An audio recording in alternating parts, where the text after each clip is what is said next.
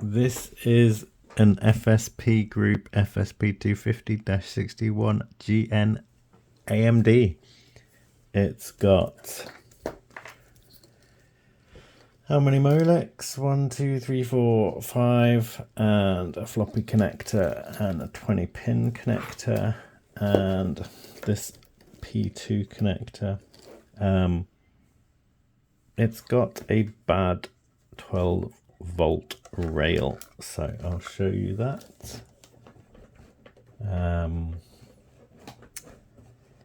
And I think it's probably got the bad capacitors. It's got a switch on the back, it's very dusty. Switch it on.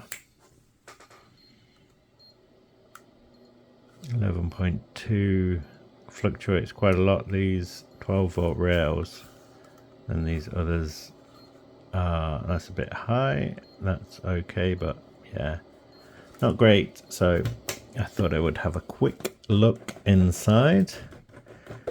This is not recommended. It's best if you leave your power supply switched off for a long time or discharge it. Maybe we can do that using this.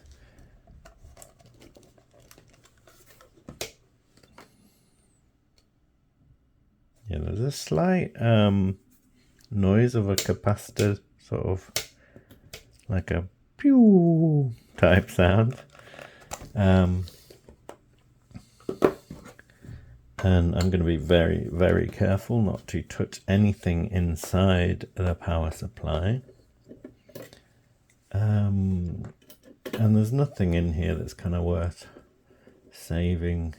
Sometimes you can take the fan out if it's good, and if it's socketed, then that could be useful for a different power supply. But I think, you know, it's not worth risking blowing up something just to save a few bucks on a power supply.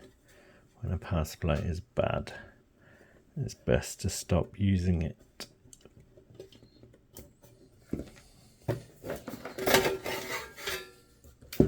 Here we go, the insides. As you can see, very dusty on that side as well.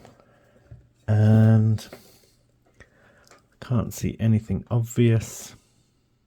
Oh wait, can I? Yeah, I can. You will have probably spotted it.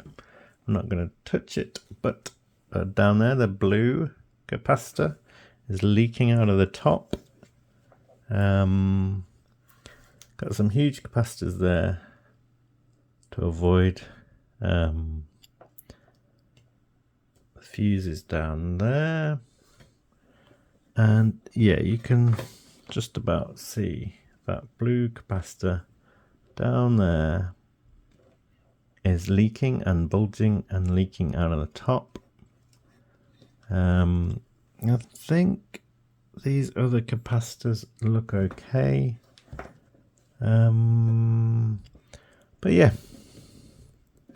quite clear there's a problem with that one, and it's not worth kind of, well, you could probably fix this if you took it all apart, replace that capacitor, but you could have other capacitors here with problems as well that aren't so visible, and you'd be spending quite a lot of time just replacing different capacitors, and then might still have problems. So there we go, that was a quick look, quick visual check of this power supply. But yeah, this can go to e-waste for recycling.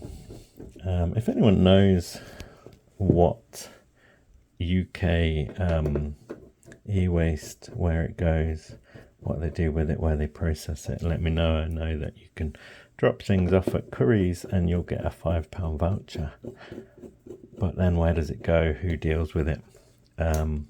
Same for council recycling places. Where do they send their e-waste? If you have any information, leave a comment below. This is from December 2000, so that is when a lot of bad capacitors were around. So this is 25 years old, and I think it's had a long life and it's time for it to go.